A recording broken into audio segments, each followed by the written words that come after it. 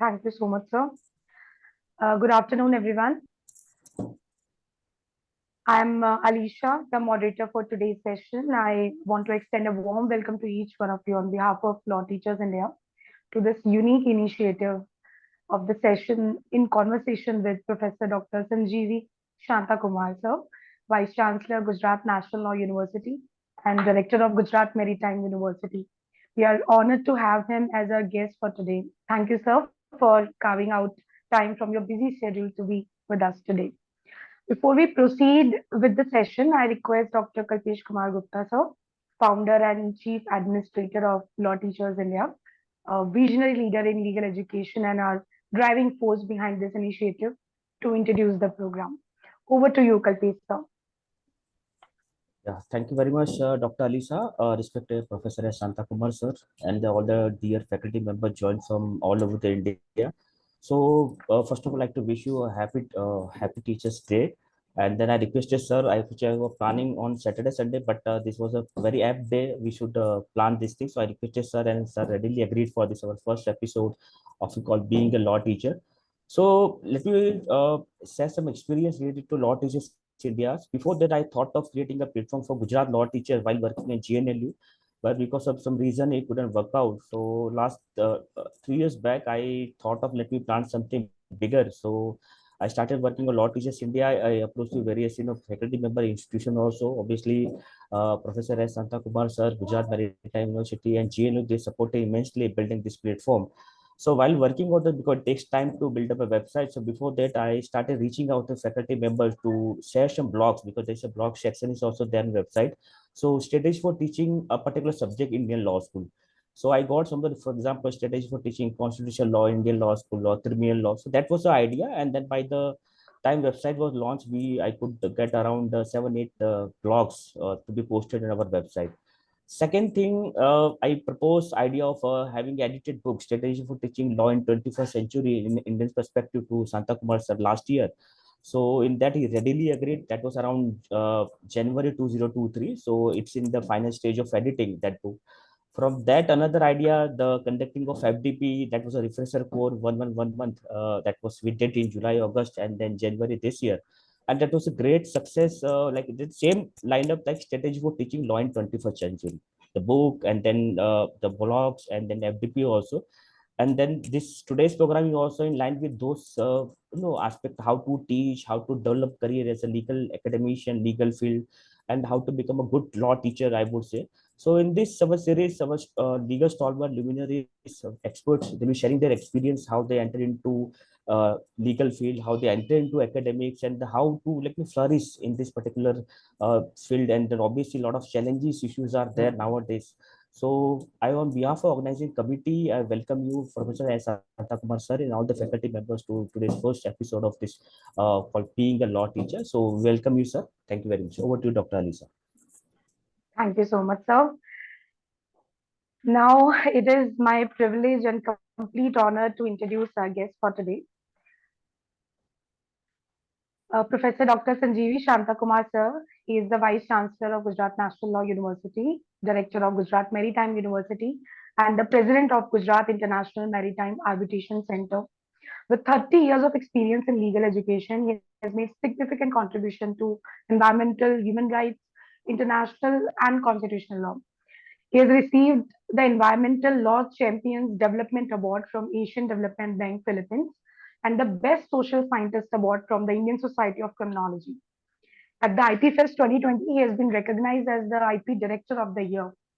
He holds leadership roles such as the Chair of Environmental Law Study Group at the International Association of Law Schools and has served on key committees within the Bar Council of India. An internationally recognized scholar, he has delivered lectures at 30 premier universities worldwide. We are honored to have him with us this afternoon. And as we embark on this conversation with Sir, I encourage you all to engage actively at the last part of the session, in which question and answers are also invited from the attendee, and to learn from one of the most respected voices in legal academia. Now, without further ado, let's get started. Sir, with your permission, Shanthakumar sir, shall we start with the questions? Yes. Am I audible? Yes, sir, you are. Thank you. Thank you, sir. Sir, my first question is a very basic and a very genuine one that I always used to think. Sir, what inspired you to pursue a career in teaching law? And how did you begin your journey in this noble profession? Uh, Thank you, Alicia, for that question. Uh, how did I started teaching? Like I studied in a government college, Alicia. Uh, uh, Many times, subjects they did not have full-time teachers. So we had some visiting faculties. Sometimes they come, sometimes most of the times they don't come. So in such occasions, me and my friends, we were doing a lot of self-study by referring to textbooks and preparing notes and all those things. So then, whenever a teacher was absent in the class, whenever there was a free period, I volunteered to teach my classmates just out of. So that's how I started getting a place on the podium of a teacher, and then I started teaching, and yeah, that was how I started developing interest in teaching, because this was at the undergraduate level. Then when I completed my master's and I cleared the UGC JRF examination for my PhD program. So as part of JRF, I was required to do some mandatory teaching hours. So that is how my supervisor gave me opportunities to go and teach the master students. So 3 hours in a week. So that is how I started developing a liking for teaching, and then that's where we. Could you share some challenges that you faced in initial years of your teaching? In fact, the second part of your question was what drove to join this noble profession. Yes, sir. The instant recognition and gratification that you derive after delivering a good lecture. So that feeling has no equivalence to money True or. that, sir. So the instant recognition that you get from your class, gratification that you derive, that's fantastic feeling. So that really drove me to join this, take up this as a full-time profession. Then, the kind of challenges, not many. At the same time, I can't say no challenges, because as teachers, all of us were facing this. The first challenge that I faced was when I joined full-time teaching, that I felt that I was not adequately trained. I was not aware of teaching techniques and methods, how to handle students, their queries. So just because I had some degrees in law, I was pushed into the class as a teacher. And as a result of which I had to, I had to start teaching. So with no training, with no skill sets. So that is something which I felt was a challenge. If I would have been, trained well properly, that would have been something. So like in the civil services, before the IAS officers are sent to the districts, so they are sent to Missouri for a year to learn the basics of administration. Likewise, something need to be there for law teachers as well, so that we don't experiment with the future of those students, 60 students in our class. So that is one thing. Second, uh, this is absolutely personal. My challenges, I do not know whether it applies to all or not. Initial days of my teaching, I found that there was lack of support, or what you say, motivation or encouragement from the academic leaders who were leading those institutions. So, they would not encourage me to go and attend conferences, seminars, participate in programs, present papers. So then since I started my career in a government law college, so a lot of restrictions, even writing a paper and publishing, you need to get prior permission from the government. So I had a fantastic opportunity from the Hindu, when they asked me to write one editorial on a certain topic. I did not know whether I should accept that or not. So I consulted with the head of my institution. So they said, you give it in writing, we will we'll consider. So I gave it in writing, but then I think after 2 years, they gave me permission. For conference publication, sir. So by the time, that matter in which I wanted to write become, or it became irrelevant, or it was of no interest to anyone. So there was in writing, and interestingly, they gave the permission with a condition that I should not criticize Any law, sir? Yes. So how to Oh, write a legal article without critiquing on law? So these are a few examples of, but I think now things have changed. Now we are getting good academic leaders who are motivating young people to do something. I said, never had a mentorship program like this, like what Kalpesh is doing today. Never had an opportunity to interact with the seniors in the field. So never get to learn from their experience. So whatever I had to do by trial and error. Most of hmm. them were also. Yes, sir, true that. Sir, my next question is that you have so much teaching experience, including the administrative one as well, and at various prestigious universities you have taught. Sir, what do you believe are the core qualities that make a law teacher successful in India? Core qualities of a teacher, yes, it's a very interesting question. I'll say, the word I look at the word teacher as an acronym for 7 important values, right? T stands for trustworthiness, right? Because students will have to trust you. Once they start trusting you, they will start loving you. So being trustworthy is something. The second, the E for empathetic. You need to be, as a teacher, you need to be very, very empathetic to the students in your class. The next important value, like the EA for adaptability, right? You need to be adaptable to all the changes, what's happening around you in terms of technology, in terms of role of a teacher.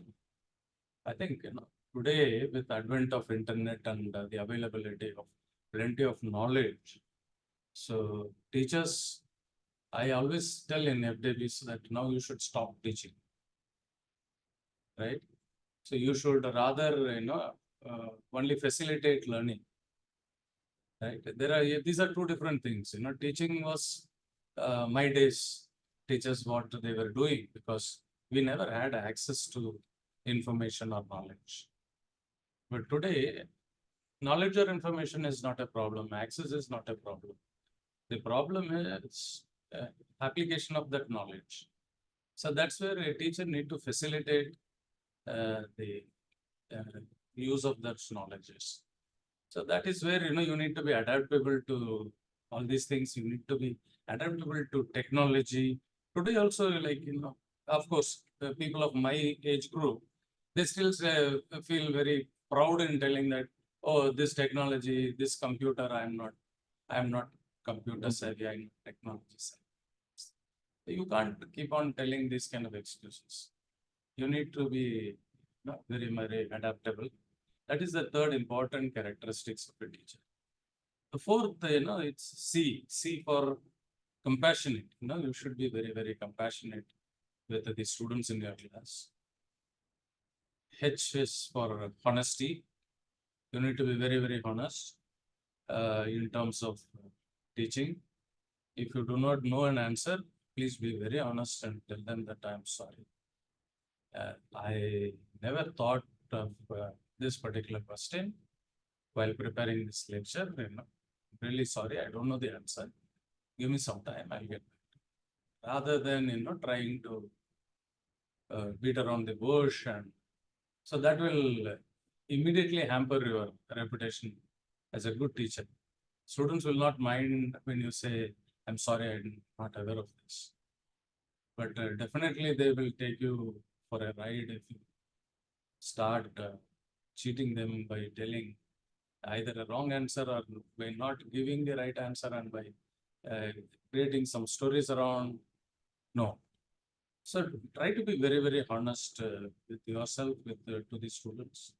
And then E for the next E is you need to be a very, very ethical behavior is expected out of a teacher. Because if you don't respect ethics, you can't expect them. You should be a role model for them. And then last R is to be very, very respectful. Yeah. So be respectful to all the students in the class, irrespective of the background. I've seen teachers teaching are treating few students favorably and few of them so that should not be the case. You should respect everybody, not only the students inside the class, but even the person who is helping you teach in the class by ringing the bell or by giving you water or giving you a chalk piece or a marker. All this way. Everybody deserves respect. So I think that's what TEACHER. So trustworthy, empathetic, adaptability, compassionate, honesty, ethical, and respectful. These are the 7 important core qualities that make a law teacher successful. I feel that's what. So that's it. Indeed, all these qualities that you have termed as core qualities are, I think, the essential ones that all professors and aspiring professors should have. Because whatever I say is out of my experience and whatever I practice. That's all.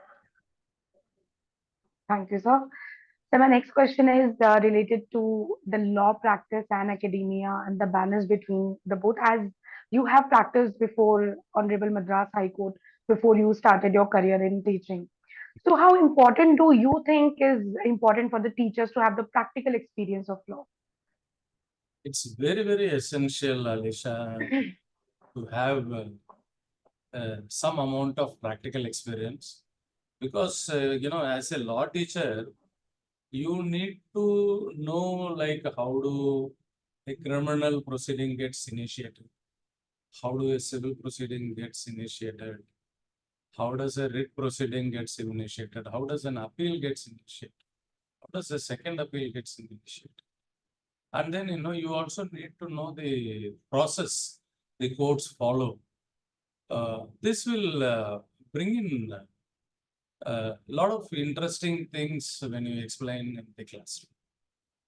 So that element of practice will definitely enrich your teaching, and bringing your practical experience to the classroom really helps. It definitely students will enjoy when you have personally some amount of practical experience. Thank you, sir. Sir, another question is about the interdisciplinary approaches. Yes. About how can those teachers who have to teach for BBLLB, BLLB, how can they introduce the interdisciplinary approaches to the law teaching, sir? See, I don't see how you can teach law without adopting this approach. Mm. That's what I feel, when I listen to your question. I don't know, how do you even teach? Fortunately or unfortunately, I have been teaching environment law for last 30 years plus. And environmental law, the subject is so complex that you need to know a lot of economics, some amount of physics, some amount of chemistry, some amount of biology to understand. All these principles. So I really can't teach environmental law alone without following an interdisciplinary or sometimes multidisciplinary approach as well. Right? In fact, next week I will be addressing a global audience at Switzerland as part of the IALS annual global audience forum at Switzerland on using multidisciplinary method to teach climate change. So again, as I said, when I said about adaptability, you need to only facilitate learning. You should stop teaching. So it's very, very essential to create a team of experts who can really help you explain a particular concept. So nowadays, when, for example, when I grew up as a student or during my early career days, the televisions never had this kind of panel discussions. Today, what we see in almost every topic is being deliberated by different people coming from different walks of life or with a different background or with the different biases, so that you place before the audience different perspectives. And then let the audience choose what is right and what is wrong. It helps actually students to think critically when you present multiple views. So multidisciplinary approach is something which everybody need to follow, because I don't think anybody can claim to be an expert in a particular subject, because now, gone are days when you call someone a corporate lawyer. So today they say that I specialize in M&A, I do due diligence, I do this, I do SEBI related work. Likewise, even in family law, you don't say that I'm a family law lawyer. Now they only deal with, I'm a divorce law lawyer. I am a succession law lawyer. So that's what is how things are getting specialized. So as a law teacher, we should always go for an interdisciplinary, multidisciplinary approach. Bring people from different disciplines to your classrooms. If not daily, at least occasionally expose the students to multiple ideas.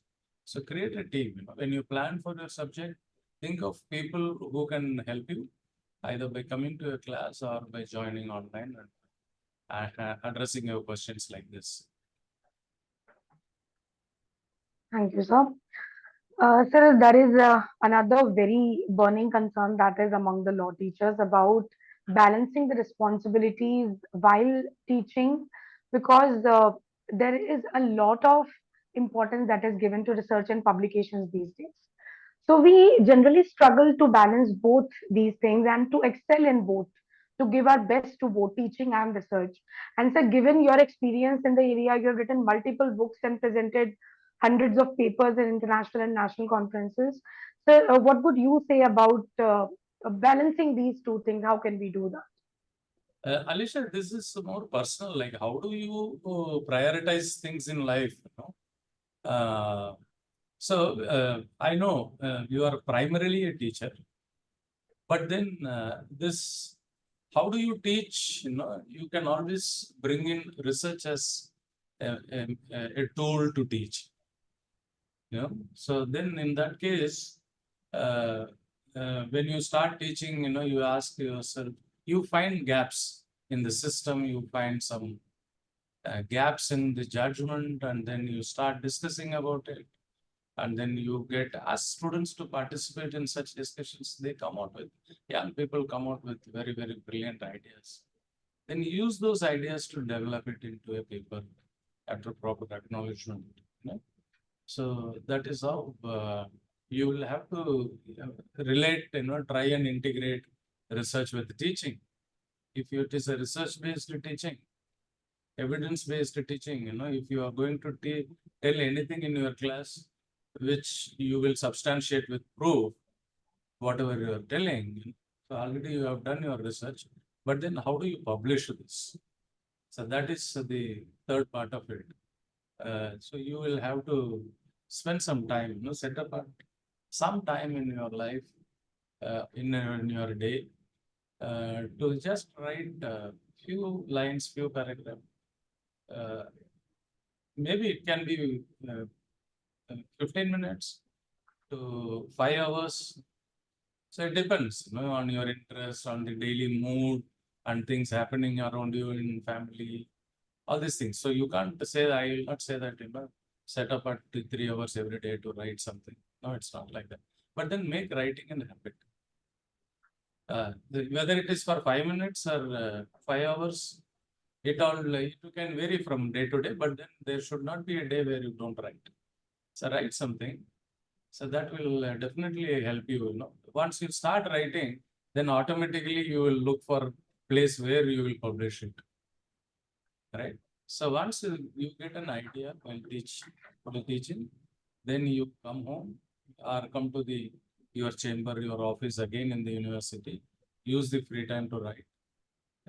I don't want you to use your personal space also.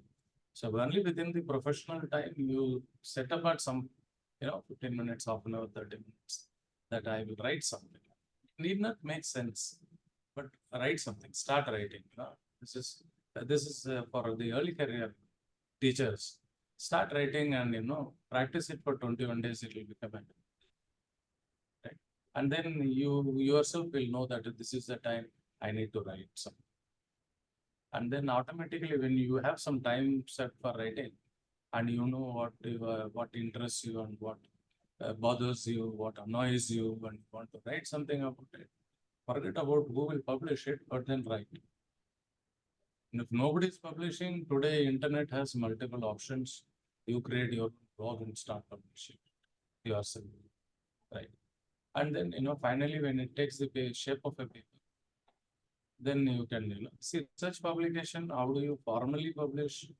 That is again, it's a skill and you need a proper training, like teaching I was mentioning.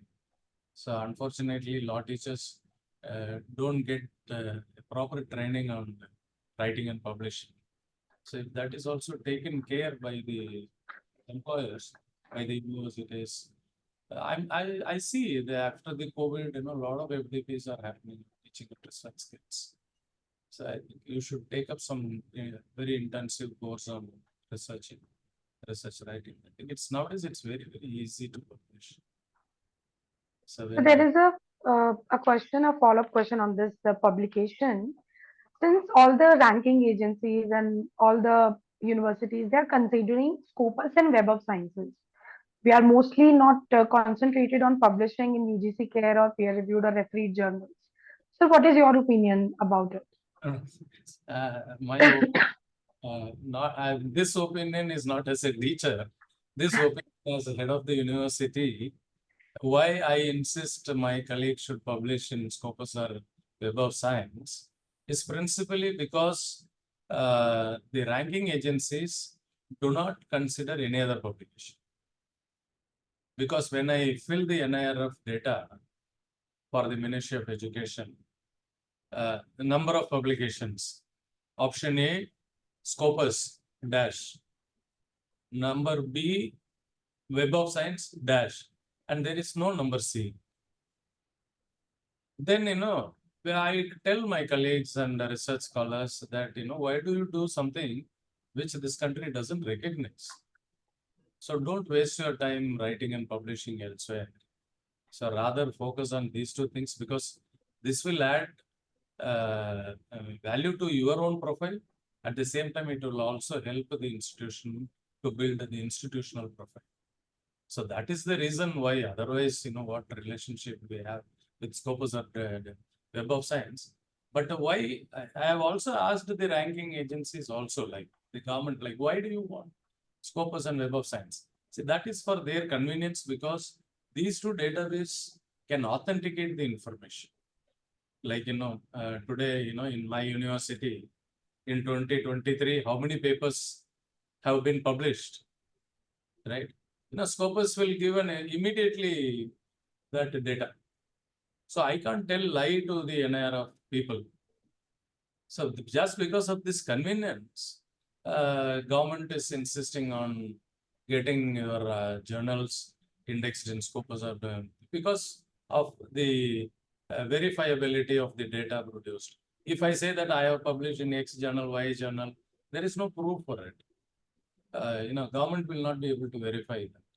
So that is the principal reason, and that is why, as head of academic institution, we insist our colleagues, and then we also incentivize we have an incentive policy where we incentivize faculty members by paying some incentives. Like if you are publishing in again in Scopus, again not in any journal in Scopus. So the Scopus also categorizes journals into 4 categories, right? So the first quartile to fourth quartile. So if you are publishing in Q1, we immediately give the author 50,000 rupees as a reward. So this is how we also incentivize publication in Scopus. I'm giving you the justification why we are insisting on Scopus and repositories. Yes, sir. That thing about getting the data authenticated by Scopus is very much good for authentication as well as for organizing publications. That's very true, sir. True. Sir, the next question is about the projects fundings, and as you have been part of environmental law capacity building project funded by World Bank and law teaching and legal research skills project of British Council and Cardiff University. And sir, as someone who has executed such significant projects funded by such eminent international organizations, what steps can law teachers take to be a part of such impactful projects and capacity building initiatives? Yeah, so you need to reach out to agencies, research well, find out, which are the institutions which has some projects to be given to people for execution. So you should research very well. And today, you are blessed with internet, not like our days when we had to reach out to people physically. But now you have internet, research out very well, and reach out to those people, reach out to those institutions, and then write proposals as per their template, whatever is given.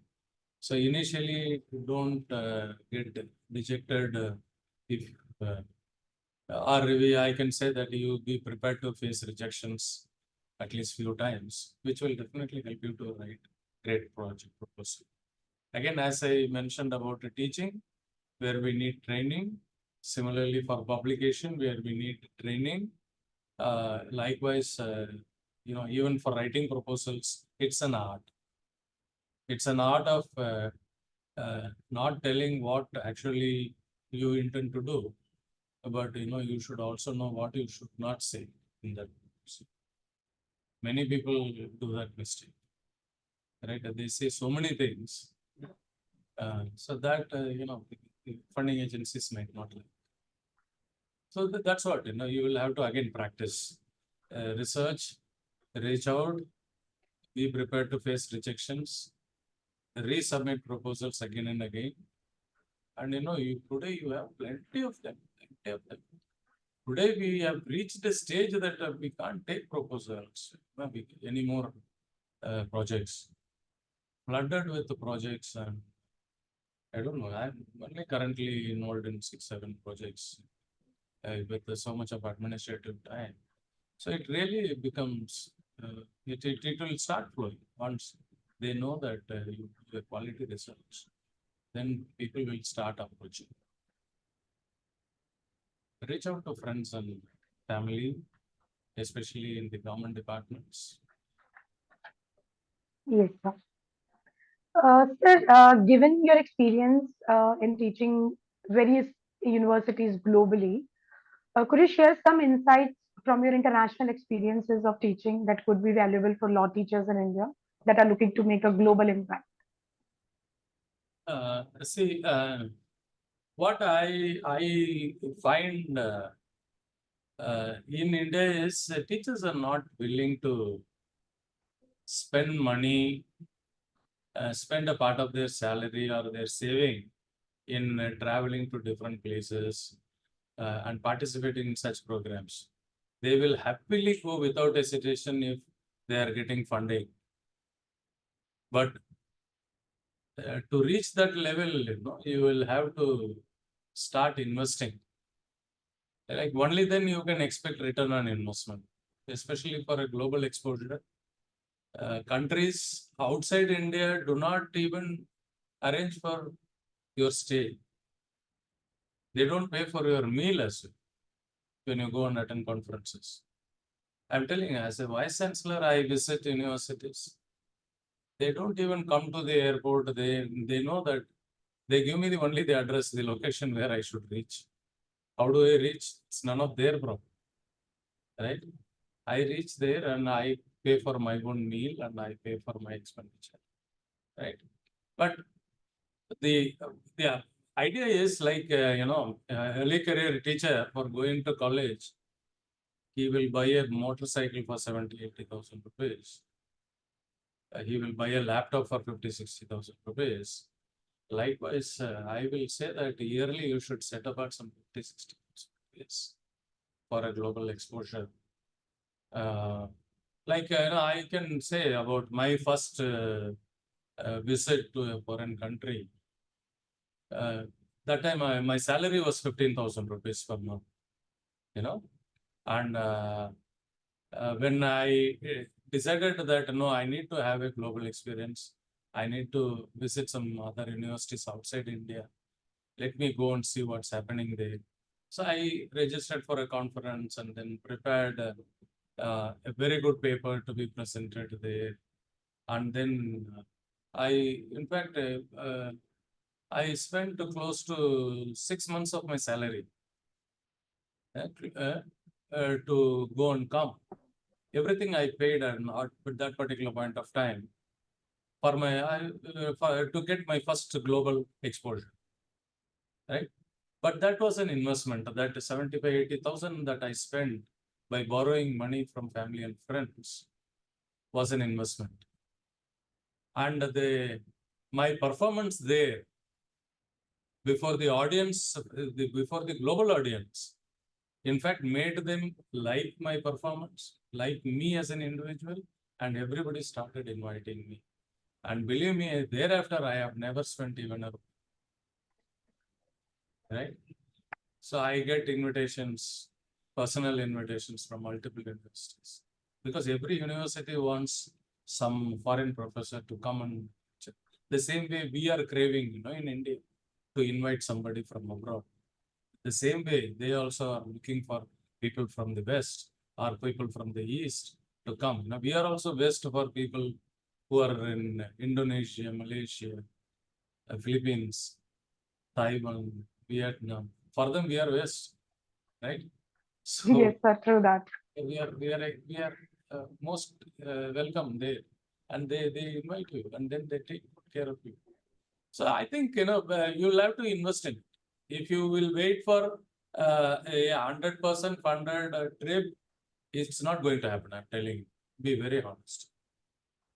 So and it's worth taking a loan of 2 lakh rupees and spending on it, because and again you'll have to spend wisely. It should not be a holiday trip. You should go and prove yourself, because especially when you borrow money and pay interest on it. That's what I did. And I also knew that whether that is my first or whether it will be my last, I was not aware of it. So I was very keen in performing my best, because I thought that maybe next time I will not get an opportunity to have. Again, I will not borrow this kind of an amount and my family will not permit me to do that. So that is how, the young teachers should set apart a budget to go around. Don't wait for your university to fund. Of course, if your university funds, let it be another program, right? So if your university doesn't fund, no problem. Your budget, your family has been supporting you till now to graduate. Every year they have been paying fees and paying for everything.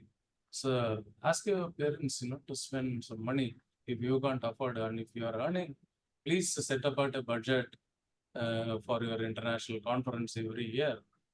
Set apart, 1-2 lakhs, whatever is depending on your capacity, and start investing it. It's not an expenditure; it's an investment in your career.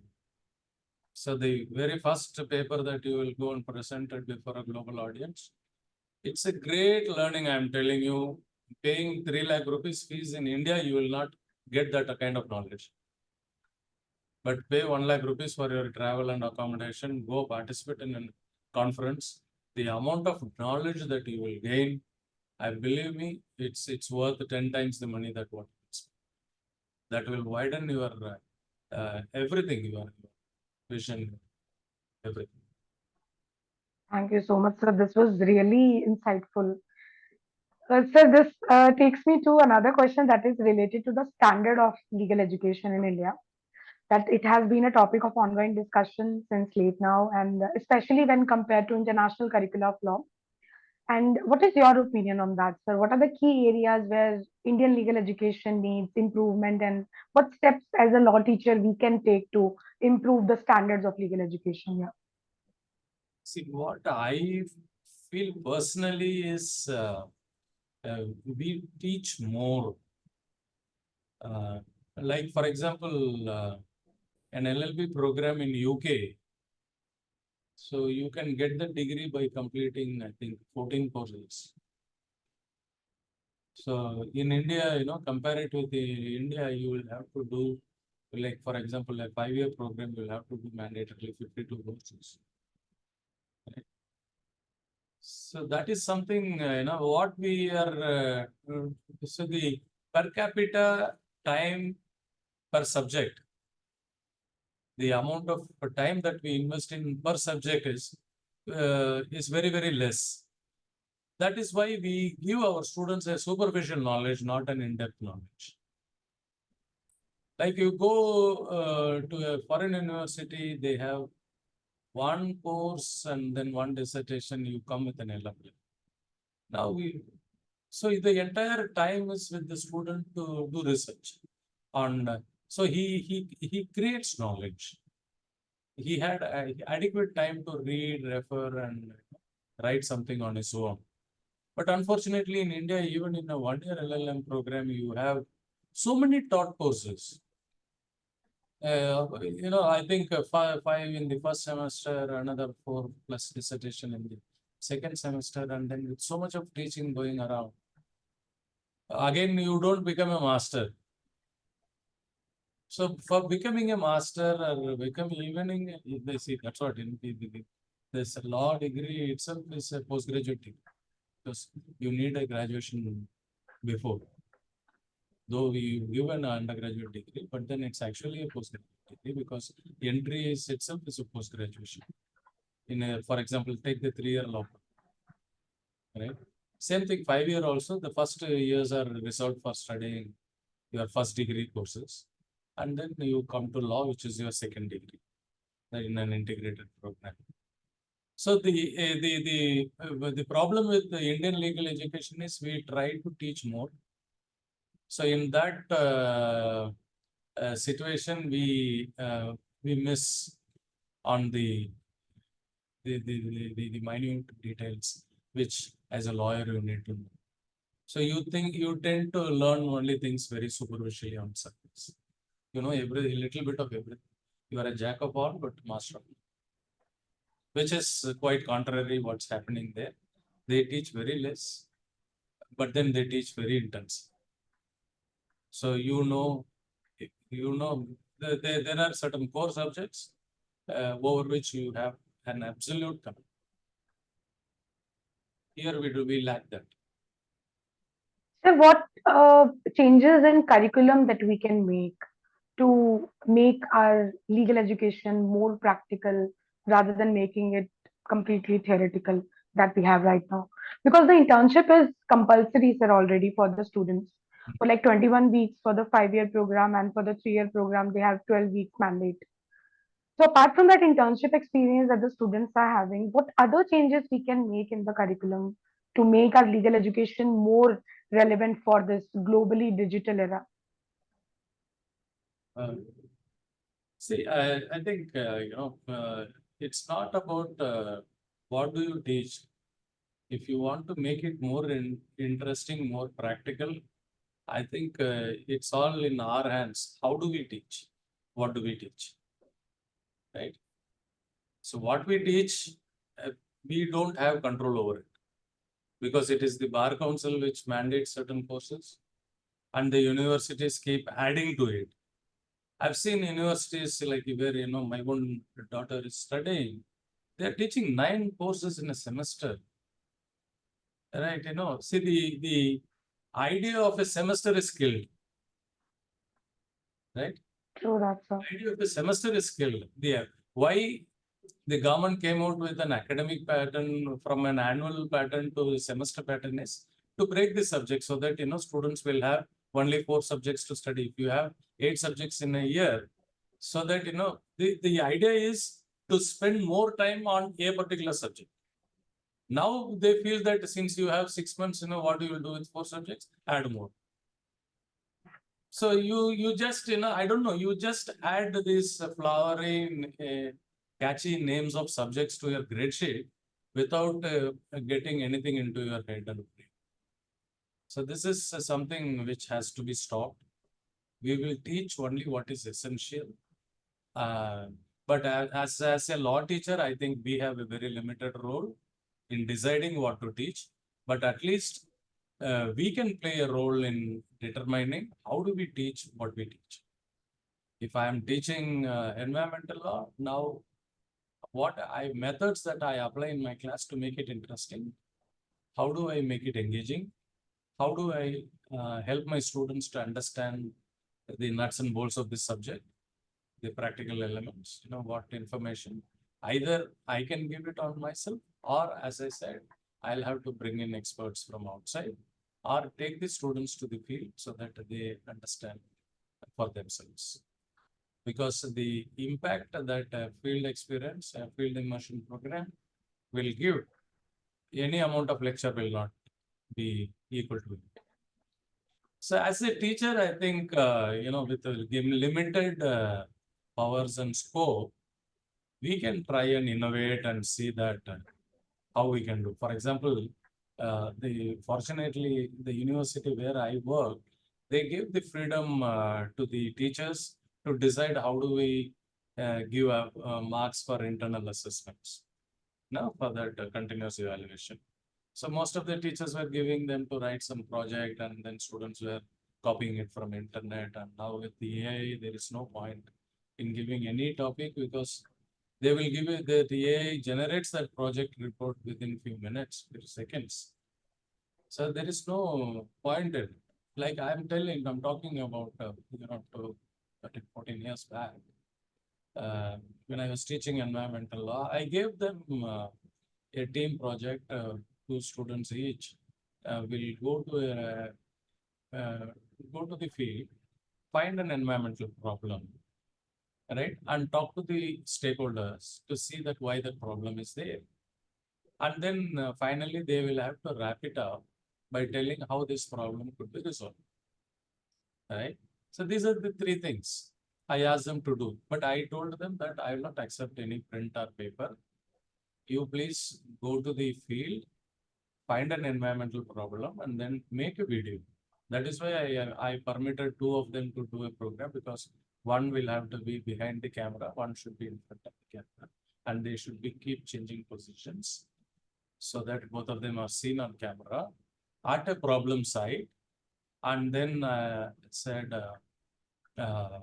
then talk to the stakeholders, maybe the people around, or the councillors, the government officials, and then ask them why this condition is there and what they are planning to do.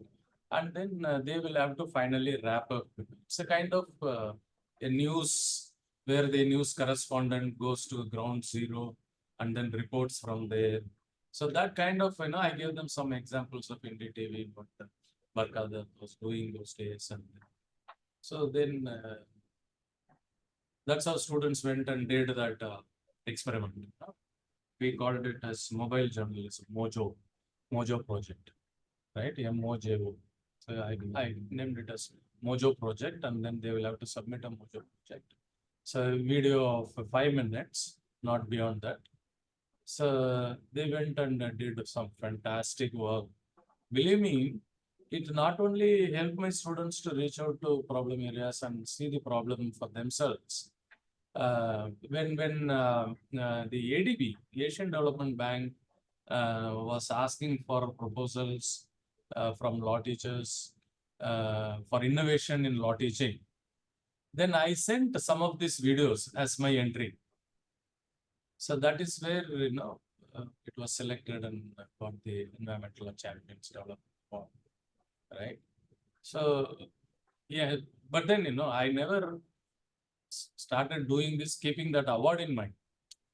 I started. I just wanted to do something different, so that which will be engaging and entertaining. At the same time, students will have an opportunity to learn.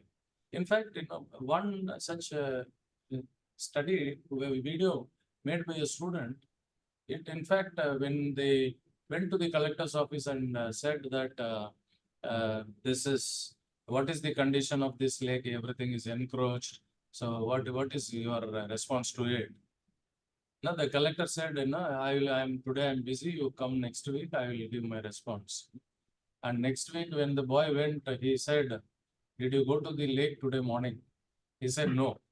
I said, you go to the lake, see, and then come and ask for my response. That is my response.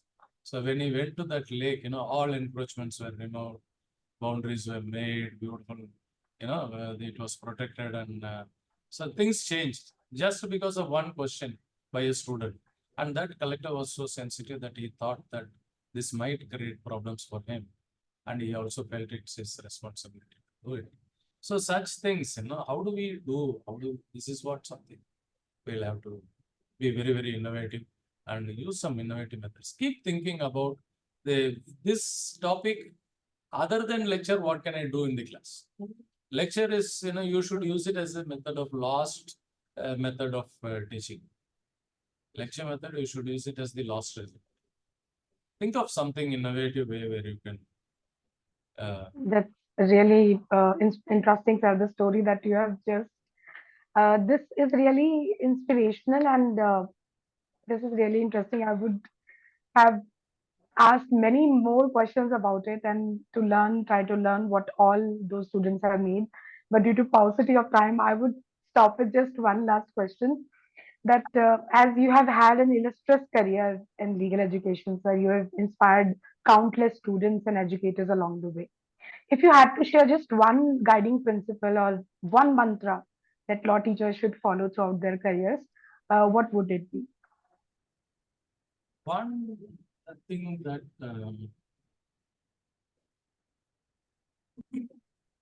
very, very difficult question. There are multiple things you should do, but if it is one important thing that I should tell, can I say that's what you think about uh, about your students and how always think about how best you can perform in the class. So I think that is what you should do every day before going to the class. You think that what new thing that I can do and how best I can do. So what a different thing that I can do. So that is something you can really make a difference to lives of people. That is inspiring, sir. That's true. Thank you so much, sir. Uh, so can we invite the questions from the audience now? Some of the questions have been posted in the chat box. Meeting at, is there any, because I have another meeting at 5. Okay. So just one question. Most of the questions that we have already talked about. There is one question in which Aman Rahman is asking that he has pursued a Masters of Law, but he has not qualified UGC NET or JRF exam yet. So can he get an exposure of teaching at law colleges? What is the option for him? What is it? I did not get the question. Sorry. So the question is that how the Yes, sir. The attendee's name is Aman Rahman.